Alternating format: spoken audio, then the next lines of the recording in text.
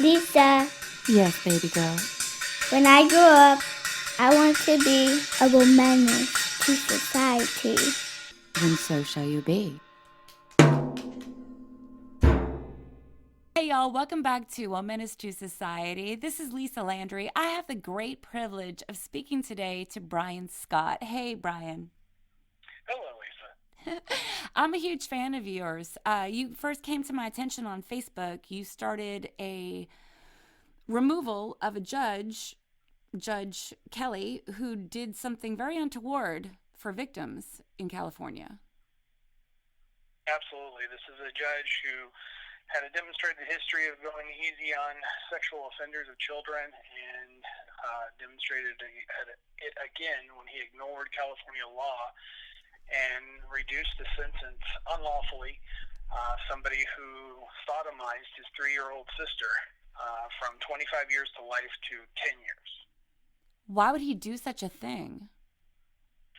Well, if you read his decision analysis, he states that he believed there was no inherent callousness or violence towards the victim. He also believes that it was a circumstantial situation in as of the victim had walked into the area of the perpetrator while he was playing video games. If you were to read between the lines, one could infer that he was suggesting that she almost asked for it by being in the wrong time, wrong place at the wrong time. So this judge, this person making decisions based in a court of law, decided that a 3-year-old deserved to be anally raped because she interfered with somebody's video game plan? That's essentially how it's set up. He doesn't say so in so many words. He leans heavily on the testimony and pleas of the family. From a cultural perspective, this family comes from a culture where the male is dominant in the family, and male needs supersede those of female needs. So when you have a family coming from a culture who leans towards the male, who says, "Oh, please forgive our son for doing this to our daughter," and then to lean on that as reason to go easy, it doesn't make any sense. That doesn't make any sense at all. Was the family of the victim advocating for a lenient sentence? Is that what I'm hearing? Yes, because the family of the victim is also the family of the perpetrator. Wow. This was his sister. Well, his half-sister, but his sister. The mother, who is the shared biological connection, was pleading for her son to basically, get off easy. She actually didn't want him to serve any jail time because of the situation. In fact, it would never have come up to light if it wasn't for reporting laws in California. The little girl was complaining of pain in her bottom area, and when the mother checked it out, she saw that she was bleeding, and not knowing why, she took her to the hospital. Only at the hospital did they realize that it was a result of a rape, and then it was the hospital that actually ended up reporting. This would have gone unnoticed if the mother was more aware. Absolutely. Unnoticed, unreported completely. Wow. And the judge took the mother's side to forgive a child sodomite.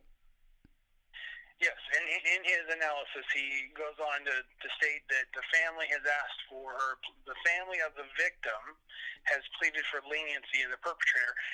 Again, completely ignoring the fact that the family of the victim is the family of the perpetrator. So to lean on that, like normally in a situation where you have a stranger sort of attack, right? If the family of the victim says we plead for leniency on that, on behalf of the perpetrator, there's some weight to that, right? Because there's no connection, there's no contact. This is literally what the family of the victim is asking for from the court, for whatever their reasoning is, but it has nothing to do with connection. There's no bias. Well, in this situation, there's an extreme bias because the family of the victim is the family of the perpetrator. And that judge is not recognizing also that once that happens, if it hadn't happened before, That's now a child predator. That's somebody who got away with an extremely violent act towards a child. And most people who harm children don't just harm one child; they harm many. Exactly. There's a huge there's a lot of studies, I guess I should say. There's a huge amount of data that shows that the first time the pedophile gets caught is not the first time they offend. Especially when you look at the details of this particular offense, there was a thought process involved in this. During the attack, the perpetrator heard the mother coming outside the door. He held down the little girl and held his hand over her mouth, and so as to avoid being discovered.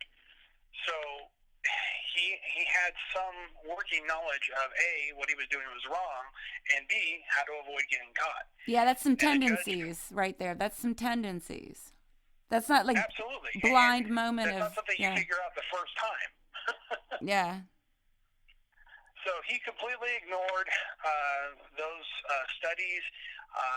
In addition, and he made a big deal about this was his first offense. In addition, and this was probably some of the more striking details for us, and us meaning the entire community that got together around this, because while I did start the Facebook page, there was a very large group of people around me that supported it, and I couldn't have done without it. Patricia Winseskunis being probably first and foremost. She's the founder of Crime Survivors, which is an organization that came to help us a lot. But one of the things we were most shocked at is the judge made, in his order, he made no level or no effort to protect the child either before, during, or after all of the sentencing. To be more specific, the offender was going to be, according to the judge's original order, the offender was going to serve 10 years. That 10 years was going to be minus time served. Plus, in California, we have a lot of programs that are designed to basically get people out of the jail as quickly as possible. So, in reality, he was going to serve approximately 8 years, maybe a little less. So that means that when he got out of jail, this little girl was going to be 10, 11, 12 years old, somewhere in that range. Yeah. So he was going to be 19 when he was sentenced. So in theory, he's 29 when he gets out of jail. He has no place to go except for home. And there is no order in the judge's sentencing that protected that man from going home to where his victim lived. Now imagine that from the perspective of the victim. You know, you're three years old when this happens. You're old enough to remember at least bits and pieces as you get to 10, 11, and 12 years of age, and then all of a sudden, welcome home, big brother. You know, the man who anally raped me. And obviously the family was more concerned with the brother than they were with the victim. So they weren't going to make any personal changes either. So the judge didn't say, upon release, you are not allowed to go within, he didn't issue a protective order of the little girl. And also, he didn't make any sort of advisement or recommendation for the family courts to look at the safety of the daughter, which is especially shocking because the perpetrator's main defense was he had been a victim of abuse himself as a child in that household. So you're a judge hearing a case about a 3-year-old victimized by an 18-year-old, and his main defense is, well, I did it because it was done to me. I would think that your first line of thought would be, well, somebody's got to look into this household. Somebody's got to look into this family, see what the issue is, and let's protect this little girl from it happening again. But that did not occur. And that's why you got involved? Absolutely. So how it happened is I was literally just scrolling through Facebook one day, and I saw a little blurb on the news feed about this particular judge and the situation. And honestly, I thought, we didn't use the terminology back then, but, we still knew of what's called fake news nowadays. Yeah. I actually thought it was fake news, right? I was like, there's no way this could be happening. And I look into it, and I find that the judge is considered a conservative judge. He's supposed to be supposedly the reputation of being tough on crime, and all that's of that Mark seems Kelly. to be true. That's Mark Kelly, Judge Mark Kelly. Yes, Judge M. Mark Kelly was the judge involved, and again, he supposedly had a reputation of being tough on crime. He had sentenced a vandal to like 15 years in prison for vandalism. So he had this reputation, and I was like, this can't be true. And then I dug into it and found out that not only was it true, but the judge had a history of it. It happened prior to this. Where he let off Wait, so he's letting off a rapist, but he's pissed off if you spray paint a building? Right. His reasoning behind that was this guy was a multiple offender. He was a gangbanger. He was a bad guy, and so the judge was basically saying, yeah, we may only have him on vandalism, but we know he's worse than this, so we're going to try and put him in jail for as long as we can. Right. Make some money. Well, that too, but make some money. Prove a point. The other previous case, though, that was disturbing was there was a California Highway Patrol lieutenant. Now, in our state, in California, Highway Patrol is the chief law enforcement agency. They are essentially, there are state police, our Highway Patrol, our investigative units, the whole 9 yards, right? Right. And for a lieutenant, which is a relatively high rank within that department, to be in this situation is disturbing. And what had happened is this lieutenant had been involved in an ongoing chat situation with a little girl who he believed to be 10 years old, and arranged a meeting with her in a hotel where he was going to eat her pie. Oh no! And exactly. And when it was discovered that it actually was one of the perverted justice stings, so he shows up, and instead of meeting a little girl, he meets the police. Well, he brings out a pie out of his back seat and said, "Yeah, this is the pie that I was bringing her. We were going to eat it together." Wow. So perpetrated like a true cop. Exactly. As a law enforcement officer, he knew evade some sort of doubt into what was going on. Yeah. Now, Wow. that doesn't change the fact that he had condoms with him, and that he had multiple chats set up with multiple young girls, one of which was a 12-year-old girl with a 10-year-old sister that he encouraged to go in during the night and to do sexual things to her and then report back to him the next morning. These were real people. These weren't perverted justice, stings. So when this case was presented to the judge, the judge let him off with probation. That's Judge Kelly. Once again, exact situation. So when I read about that plus this, I got angry. As a father, I was angry. As a citizen, I was angry, and I sat there and I thought for a moment that we often, as citizens of the United States, we're privy to a lot of information. Right, most of us are online. Most of us have access to cable news, to television, radio. So we get this information, and we find out about these things that are occurring that in many other countries often occurs, under the covers. Right, nobody really knows, but we do. We have the privilege of knowing, and we'll sit there and we'll get angry, and we'll shake our fist, and then we'll go and we'll buy our next Starbucks, and that's the end of it. We move on.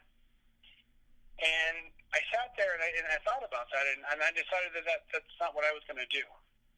That at the very least, I was going to exercise my little ability to spread the word and start a Facebook that said, "Hey, let's remove this judge." And at the time, honestly thinking that it wasn't going to be much more than a ceremonial effort. But it turned out to be more than that. Yeah, you started a petition. Well, actually, the petition, it's funny because the petition was a completely separate effort out of a completely separate state. There was a concerned citizen out of Chicago, Illinois, who had heard about this. And concurrently and unbeknownst to each other, they started the petition, the change.org petition, and I started the Facebook. and both of us started to gain traction literally overnight. Tens of thousands of people flocking to either the petition or to the Facebook, and we got together, connected separately, and joined the two causes, and ultimately that's what led to the basis and formation of the campaign to remove Judge Mark Kelly. What was the outcome of you doing that work and them doing that work? Unfortunately, we failed at our stated goal of removing him from the bench, of actually initiating a recall that would effectively remove him from the bench. As an elected official, he can't be fired. He can be censured, but he cannot be fired. And unfortunately, we did not succeed. Now, the news media out here, they're a fickle group indeed, and while they were behind us initially, when the effort failed, they turned it into, I think, a bigger failure than it was, saying that it fizzled out, that the grassroots campaign had simply gone away. And that wasn't the case. While we didn't succeed in our stated goal, I believe that there was some progress, and that progress is in the fact that, I think when the judge goes for re-election, he's going to have a very difficult time shaking this stain off of his name. Yeah. Number one. Number two, the judge was removed from criminal felony court and placed in the family court.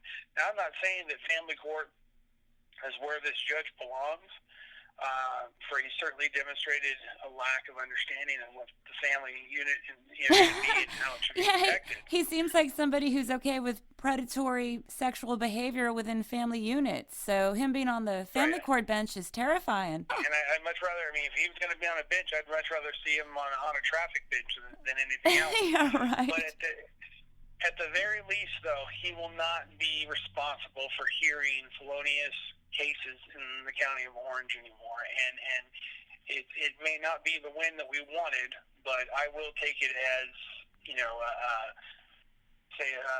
the booby prize, right? You did a lot of work trying to make sure that this man was brought to attention and sanctioned, and that's very difficult to do. We did, and at the time, I had my position, my paid position was related to the courts, and I've never really gone into that, and I'm not going to now, but I'll just say that it was related to the courts. And so doing this and putting myself out there as publicly as I did absolutely harmed my ability to generate an income for myself. It was a choice that I knew was going to have that risk when I went forward, and I made that choice, and I would make it again in spite of the effects on my income. It's really crazy. I completely appreciate that happening to you, and I'm sorry. I reposted your Facebook awareness about this guy, about community members rising up to do the right thing, and I was called within an hour by my management company and cut from the roster. Really? Yeah. I don't know. I don't know. I don't know if that's a correlation or not. But as you say that to me, I'm made very aware that people who do speak up to protect children are often victims of retaliation monetarily. You can be isolated and ostracized. Indeed. Yeah. In my situation, the judge, in his defense, from the moment he was first called at the carpet on this till just as recently as where the case was brought up on appeal, which, by the way, lost. We won the appeal. His position lost on appeal. And he was forced to re-sentence this perpetrator to 25 years to life, which he just did a few days ago. Wow. So that's a huge win for us. Even if we didn't affect it, I believe that we helped put the ripples in the pond. His defense to begin with was judge's discretion. That he believes that a judge has the discretion in their courtroom, which there is some latitude allowed, to be able to say, look, I believe the facts of this case lean this direction or make it lean this direction. And they have the discretion to do so within the limits of the law. And that's the part that he never conceded, was that this was law. Right. He stipulated that it was unconstitutional because it was cruel and unusual. Cruel and unusual to put a rapist of a child, a 3-year-old child, away for 25 years to life? Please. Yes, let's remove him from society for a minimum of 25 years to life. Please, for the rest of us.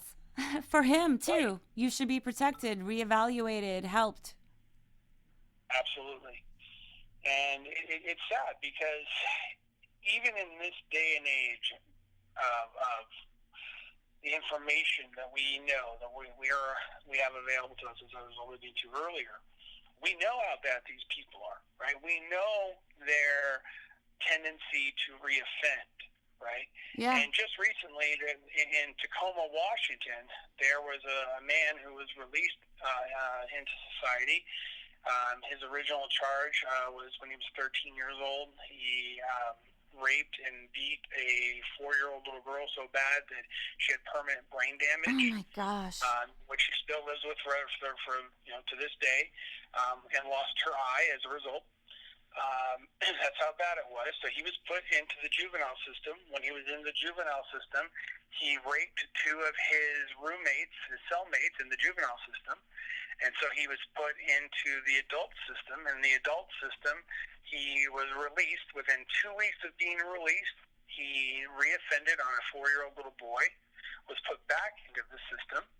And now they've said, I believe it was approximately 5 years later, they said, oh, well, he's cured. He's not a harm to society, so we're going to release him early into society. Now, I do not like to be a pessimist, and I certainly wish no harm to anyone, but I guarantee you that gentleman will reoffend. Whether he gets caught or not is a different story, but I guarantee you he will reoffend. And the fact that we, in this day and age, are leaning on this feel-good, give people a chance to these sorts of people is beyond me. Because this isn't something that you can swallow a pill for and cure. And in fact, there are many different violent pedophiles who have gone on record saying, if you release me, I will do this again.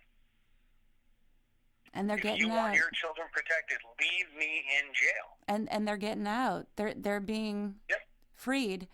And yet we got people going to jail for smoking plants. Exactly. In some states, you do that and you're looking at 10 years in prison. You do this to a child and you get the same. That doesn't make any sense.